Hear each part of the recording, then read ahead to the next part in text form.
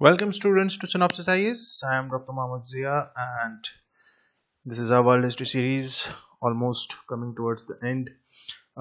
We have completed like 90% part. Cold War तक जितना हमने पढ़ा that is the major part. अब कुछ ऐसे important topics हैं that I'll try to finish as early as possible. And इसमें एक ऐसा topic आज हम पढ़ रहे हैं which is at the center of the whole you know geopolitics, especially अगर हम मिडल ईस्ट की बात करें क्योंकि this initially known as the Arab-Israel conflict but now known as the Philistine-Israel conflict और इसने एक्चुअली बहुत कुछ इसका जो इस पूरे कॉन्फ्लिक्ट का जो इम्पैक्ट है वो बहुत सी चीज़ों पे पड़ा.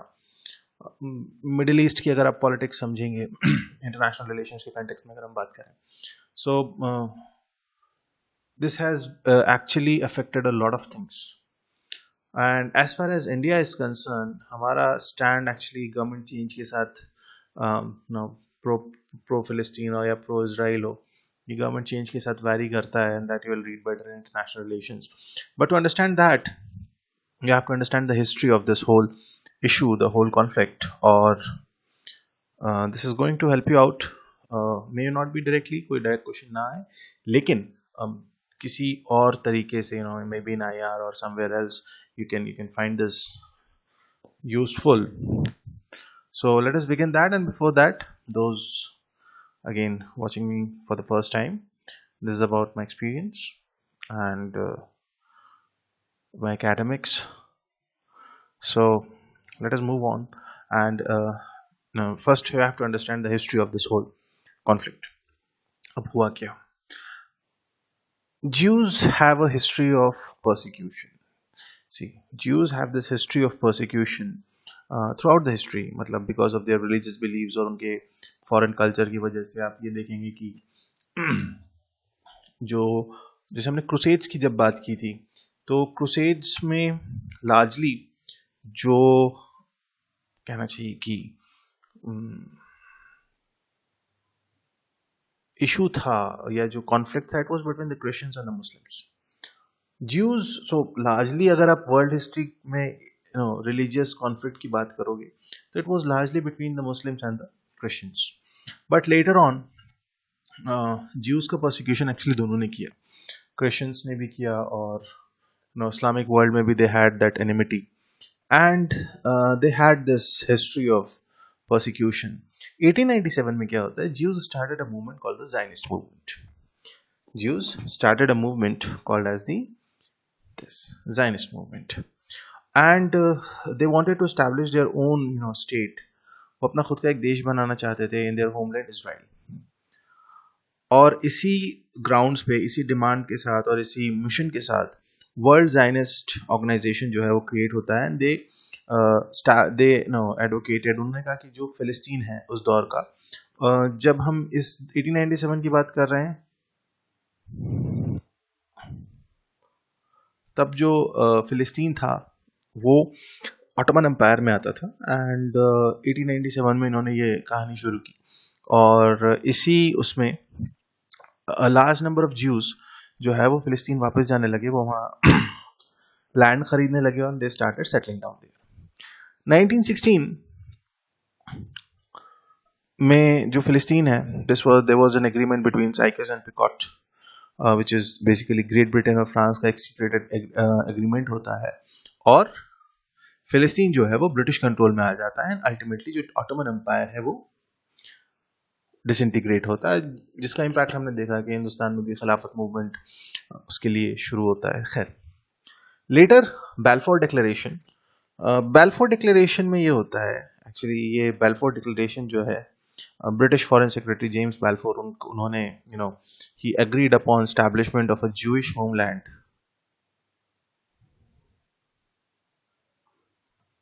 and और ये जो है फिलिस्तीन और इजराइल, मतलब 1914 बैलफोर डिक्लेरेशन के बाद, सॉरी आफ्टर दिस ये शुरू होता है. देन अब इधर हमने वर्ल्ड हिस्ट्री में देखा कि कैसे Nazis gain the power in Germany, और जब हमने देखा कि किस तरीके से Hitler was actually against those Jews और न्यूरेनबर्ग लॉज और सारी चीजें हमने देखी. सो जब ये चीजें वहां यूरोप में शुरू होती हैं तो again there was a huge influx of Jews from Europe to फिलिस्तीन. अब ये अरब्स को दिखने लगा because this was largely the Arab land. Arab saw this as a threat. They had this threat and they actually fought very bitterly with them. और इन सब में क्योंकि फिलिस्तीन जो है वो ब्रिटिश अब उसका it was acting like a protector and British government was a mute spectator. और वायलेंस जो है between the Jews and the Arabs started to its peak. 1947 में क्या हुआ, ब्रिटिश गवर्नमेंट ने referred this question of future to United Nations क्योंकि 1945 United Nations बन चुका था. यूएन में जो वोट होता है उसमें कहा जाता है कि ठीक है, the land should be splitted into two countries. So you can say from 1897 here, when this whole Zionist movement started, to 1947, in a span of roughly 50 years, the Jewish people were able to get their own land, or just which was actually voted by the United Nations. And now comes the Israel जो है वो it came into existence. Now if you see this map, ये condition थी 1947 में. ये जो white portion है, this whole white portion, this region, these were the Jewish settlements in 1947. जब ये vote हुआ कि now there will be a Philistine and there will be an Israel. Just prior to that, partition होता है in grounds पे. And ये जो yellow है, ये जो एरिया है, this was Jerusalem, the city of Jerusalem, and this will be UN govern क्योंकि this Jerusalem has its religious history. ये हिस्टोरिकली ज्यूज के लिए भी, मुस्लिम्स के लिए भी और क्रिश्चियंस के लिए भी this is important to all. तो भी कहा कि ठीक है, अभी पार्टीशन प्लान जो है वो ये होगा. So Israeli land, so this was how Israel was created. 1949 to 1967 there were large number of wars in this period. और वहाँ पे जो इजराइल है वो अब इतना एक्सपैंड हो गया. और आज की अगर आप कंडीशन देखोगे, so this is the Gaza strip and this are even, ये तो और अब आई थिंक लेटेस्ट मैप में तो और ज्यादा ये रिड्यूस हो गया है. So this is the how transformation मतलब from 1947 till date. Now Arab fought against this right. जैसे ही ये इजराइल एक नया मुल्क बनता है और this was seen as a conspiracy to move them out of their land. 1948 में इजिप्ट, जॉर्डन, इराक और Syria declared war on Israel. एक साल बाद ही Egypt, Jordan, Iraq and Syria they declared war on Israel. और मजे की चीज ये है that India opposed the UN resolution. Fine, कौन सा रेजोल्यूशन? जो 1947 में आया कि हम इसके अगेंस्ट हैं. India was against this. Gandhi ji called this as a crime against humanity कि आप ये इस तरीके से किसी का लैंड बांट के जो है किसी को नया मुल्क नहीं दे सकते. This is a crime against humanity. लेकिन गांधी जी के जाने के बाद India recognised Israel. Fine, in 1950.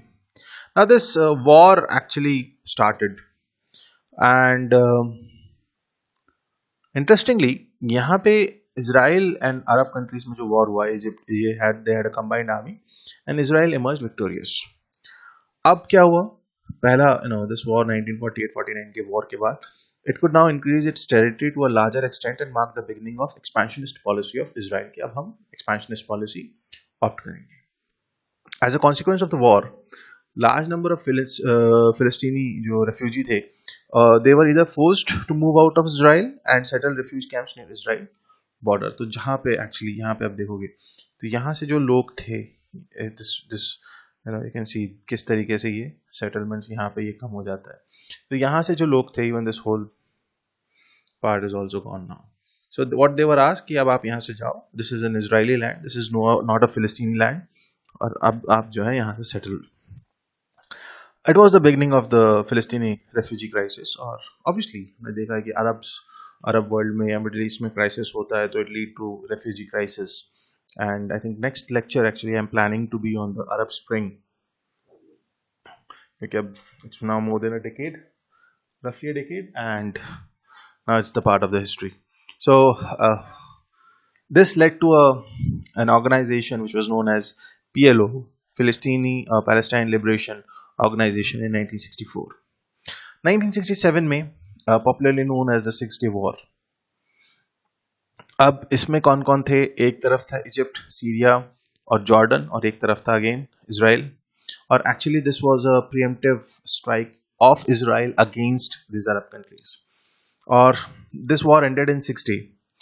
That is why it is known as the six day war. और यहाँ पे क्या हुआ? गोलन हाइट्स जो है Syria, West Bank, East Jerusalem और ये जॉर्डन के जो हिस्से में था वो, Sinai Peninsula and Gaza Strip from Egypt, ये सारा एरिया जो है ये इजराइल ने कैप्चर कर लिया. 1967 इज इंपॉर्टेंट क्योंकि आज का जो कॉन्फ्लिक्ट है यहाँ पे क्या हुआ? वेस्ट बैंक और गाजा स्ट्रिप जो है, द टू टेरिटरीज जहाँ पे सबसे ज्यादा फिलिस्तीनी हैं, वो they were now under the control of Israel. And यहाँ आज इस point, after this point, they came to be known as the occupied territories. They came to be known as the occupied territories. Yes. So this is the 6 day war. So ये Sinai Peninsula है. Sorry, I'll write it here. Fine. So ये यहाँ से इन्होंने actually this region is the Golan Heights, and यहाँ से ये waste Bank और जो ये वाला हिस्सा था यरूशलेम का हिस्सा, this was again Jordan side. और ये सो इजराइल की एक्सपेंशनिस्ट पॉलिसी यहाँ पे आई. So this was all in the 6 day war. Yes, now what is the situation today? After 6 day war अभी ये जो सिनाई पेनिनसुला है, it is back to Egypt. Negev desert जो है लार्जली इजराइल का हिस्सा है, West Bank and Golan Heights. So Golan Heights are again अभी सीरिया के ऑक्यूपाइड बाय इजराइल, और वेस्ट बैंक और Gaza, this is Gaza, this is West Bank, this is, and west bank means west of Jordan river. This is river Jordan which is forming this boundary and Dead Sea. So this region is now under Palestinian control. So this is Gaza and West Bank. Only this region is left with Palestine, and rest is with Israel. Now UN charter. अब क्या हुआ? क्योंकि UN charter में इस तरीके की सारी चीज़ों का हमने अपोज किया था कि कोई टेरिटरी ऑक्यूपाई नहीं की जाएगी या किसी तरीके का अनलॉफुल कोई ऐसी एक्टिविटी नहीं होगी, एक्सपेंशनिस्ट पॉलिसी जो है वो भी नहीं चलाई जाएगी. So and there can be no territorial gains from the war. This was important. So UN Security Council जो है, they adopted a resolution for land for peace, and it mandated that Israel should return the captured areas back to the defeated nations. Now in the light, अब क्या हुआ? UN ने तो कहा कि ठीक है, आप जो है जो भी आपने, because this is against the UN charter, आपको वापस करना पड़ेगा जो भी आपने एरियाज ऑक्यूपाई किए हैं. 1973 तक इजराइल ने कुछ भी वापस नहीं किया.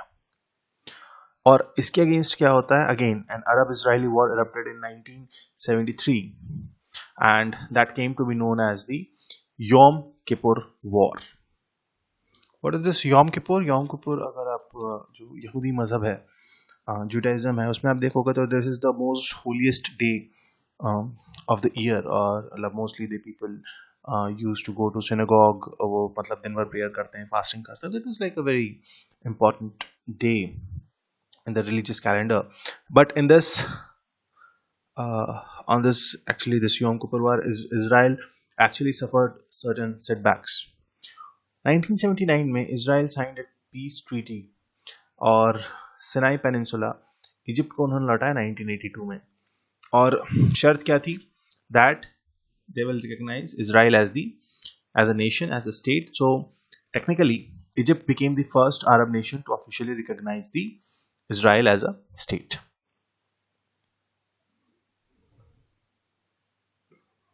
Then अब इंतफादा अरबिक वर्ड है जिसका मतलब होता है अपराइजिंग। सो इसराइल और फिलिस्तीन के बीच जो टेंशन था वो बहुत ज़्यादा, specially in the settlements of West Bank और Gaza, and Palestinians living in the West Bank and Gaza Strip, they started मतलब वायलेंट मूवमेंट और अपराइजिंग्स शुरू हुए जिसे इंतफादा कहा गया। अब यहाँ पे क्या होता है, अब ये 1987 में, बड़ा लंबा चलता है। 1993 में यूएस और रशिया मीडिएशन में आते हैं।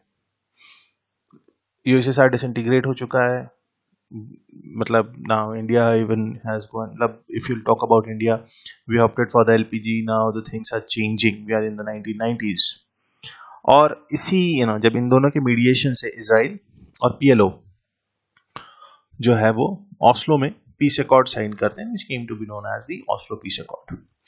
फिलिस्तीन और इनका जो सोल्यूशन था, या जो जिस चीज पे एग्री कर रहे थे, they talked about the two state solution.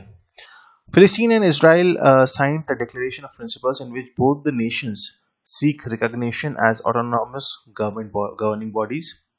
PLO जो है इसराइल को रिकॉग्नाइज करेगा, इसराइल जो है वो ऑक्यूपाइड टेरिटरीज को इंडिपेंडेंट करेगा, लेकिन इसराइल ने फिर नहीं माना, and again still this is the occupied position. Then the famous Camp David summit of 2000, जहां पे सेटलमेंट की बात हो रही थी, and again the talks failed between the two sides, and the violence led to the second intifada. Second intifada क्या था? 5 साल चला. A higher, more violent Philistine uprising, large number of civilians died on the both sides, और as a defensive measure. अब क्या हुआ यहाँ? West Bank barrier means West Bank में इसराइल और फिलिस्तीनी सेटलमेंट्स को अलग करने में समथिंग लाइक बर्लिन वॉल. अब जो है इन्होंने इस तरीके के एक वॉल बनाना शुरू किया, and if you'll search the internet for now, you'll find that this wall, जो है ये बहुत ज़्यादा prominent हो चुकी है, and now actually they have उन्होंने बहुत ज़्यादा इंटेंस तरीके से वेस्ट बैंक का एरिया जो है वो अलग कर दिया है. एंड उसके बाद 2005 में there was a unilateral disarmament plan by Israel that Israel Defense Forces will leave the Gaza Strip and force settlements in the northern West Bank. तो ये भी इन्होंने करने की कोशिश की. अब ये अभी तक इंटरनेशनल जो है वो मीडिएशन से जो चीजें हुई. अब दूसरी तरफ क्या हो रहा था? ऑस्लो अकॉर्ड के बाद एक पैलेस्टीनियन अथॉरिटी जो है वो क्रिएट की जाती है कि जो ऑक्यूपाइड टेरिटरीज हैं, मींस गाजा और वेस्ट बैंक की जो टेरिटरीज हैं, वहां पे एक सेल्फ रूल जनरेट किया जाए.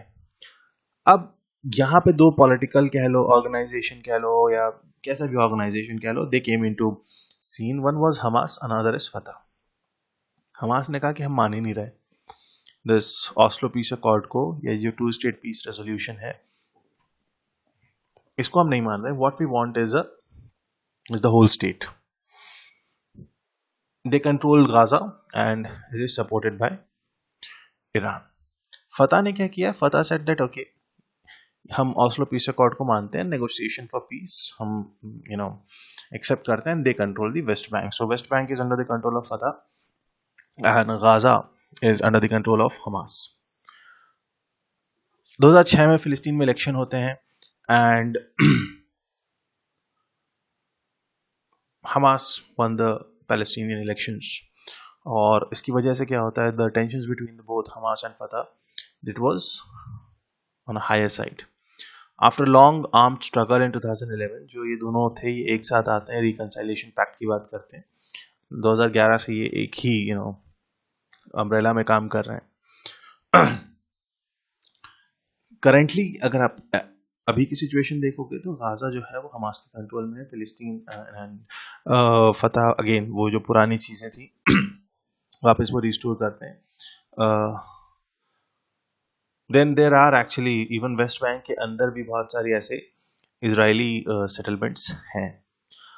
Operation Protective Edge sorry Operation Protective Edge it was by Israel to punish Hamas for abducting and killing Israeli settlers, इन्होंने चलाया। सवाल यह है कि चाहिए क्या।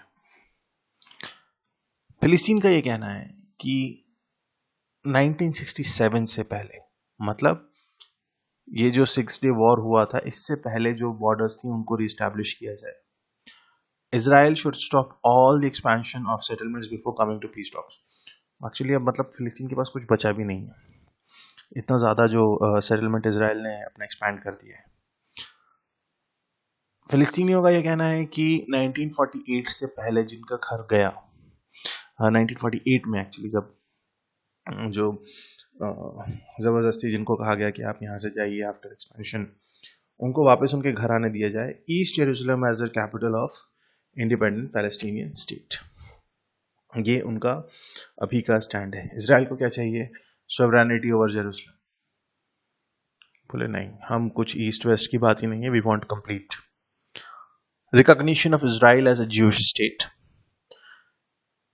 And actually Israel is the only country in the world created for religious community. और उनका ये कहना है कि फिलिस्तीनी वापस आना चाहते हैं तो वापस आ जाए, हमें कोई इशू नहीं है, लेकिन वो वापस आएंगे तो फिलिस्तीन में आएंगे, इजराइल में नहीं आएंगे। तो this is the conflict right now. Is there a possible solution? अब तो इम्पॉसिबल सा लगता है, लेकिन फिर भी European Union, UN, US, Russia, इन्होंने 2003 में कहा था कि ठीक है, there should be a democratisation of Palestinian society होना चाहिए। First of all, actually after the death later known to be assassination of Yasser Arafat, PLO के लीडर थे, उसके बाद से there is no prominent or proper leadership to the Palestinian people. So पहली चीज जो possible solution या जो how to construct this is that first of all there shall be a democratization of the Palestinian society. एक credible leadership आनी चाहिए। अभी again क्योंकि स्टार्टिंग में इसे इजरायली अरब कॉन्फ्लिक्ट कहा जाता था और हमें इसे सिर्फ फिलिस्तीन और अब इसे जो है फिलिस्तीन इजराइल कॉन्फ्लिक्ट कहा जाता है, तो इसको हमें चेंज करना पड़ेगा क्योंकि यहाँ और भी पार्टीज इन्वॉल्व हैं। Egypt, Jordan, Iran, Syria, Iraq, ये भी ऐसी कंट्रीज हैं जो इन्वॉल्व हैं और एक प्रॉपर नेगोशिएशन जो है इनमें होना चाहिए, एक प्रॉपर रिकॉग्निशन होना चाहिए and whatever the final agreement should be between negotiation or final agreement जो भी होगा, सब चीज everything should be recognized by the UN General Assembly and the Security Council. तो ये लेकिन ये आज तक हो नहीं पाया है और इजरायली जो एक्सपेंशन है it is continuing even today. How it is affecting India, you can study that in your IR part. So this is largely the history कि ये एक्चुअली कहानी ज़ायनिस्ट मूवमेंट से किस तरीके से आज के इजराइल की जो शक्ल आप देख रहे हो वो कैसे बनी. So this is all about that. I hope you like the video. I hope you like the lecture and you must have got some insight. I've tried to be very brief in this part. So this was the Arab-Israel or rather Philistine-Israel conflict. That's it for now. In the next lecture, we'll be studying about the Arab Spring of 2011 onwards. सारे जितने देश, चाहे वो Egypt हो, चाहे वो ट्यूनीसिया से जहाँ से कहानी शुरू होती है अरब स्प्रिंग की, हम उसको देखेंगे किस तरीके से वो सारे डिक्टेटर्स, ऑटोक्रेटिक रूल खत्म हुए हैं, सीरिया में क्या हो रहा है, ये सारी चीजें we are going to study in the next lecture. Till then, have a great time. Stay safe, stay healthy. Thank you so much.